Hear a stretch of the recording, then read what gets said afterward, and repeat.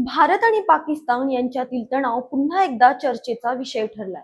भारताने 7 मे रोजी देशभरात मॉक ड्रिल घेण्याचा निर्णय घेतलाय आणि यामुळे पाकिस्तानात खळबळ माजली आहे।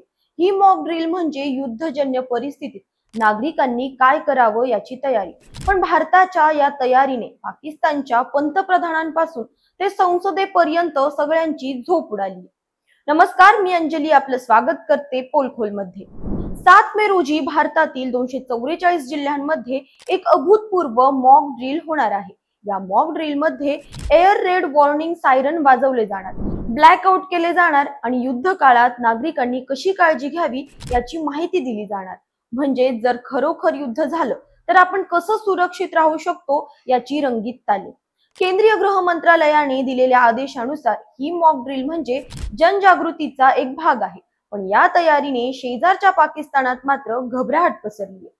भारताच्या या मॉक ड्रिलच्या बातमीने पाकिस्तानात एकच खळबळ उडाली आहे। इस्लामाबादेत तणावाचं वातावरण आहे आणि खुद्द पंतप्रधान शहबाज शरीफ यांनी थेट ISI च्या मुख्यालयात धाव घेतली आहे। त्यांनी ISI प्रमुख आणि लष्कर प्रमुख आसिर मुनीर यांच्या सोबत एक गुप्त बैठक घेतली, जिथे भारताच्या मॉक ड्रिलवर चर्चा झाली। इतकंच नाही तर 5 मे रोजी पाकिस्तानच्या संसदेत विशेष सत्र बोलावलं गेलं, जिथे भारताविरोधात जोरदार टीकेची झोड उठवली गेली। पण प्रश्न हा आहे की भारताची ही मॉक ड्रिल पाहून पाकिस्तानला इतकी भीती का वाटते?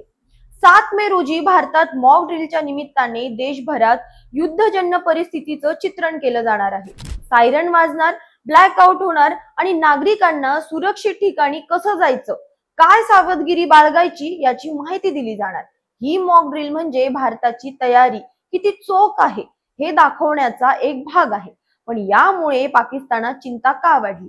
कदाचित भारताच्या या सज्जनतेने त्यांना स्वतःच्या कमकुवतपणाची जाणीव झाली असेल। पाकिस्तानच्या संसदेत भारताविरोधात गरळ ओकली गेली असली तरी आता सर्वांचं लक्ष आहे 7 मे नंतरच्या घडामोडींकडे। भारताची मॉक ड्रिल यशस्वी झाली तर पाकिस्तान काय भूमिका घेणार? तेही अशीच मॉक ड्रिल घेतील की आणखी काही डावपेच आखतील?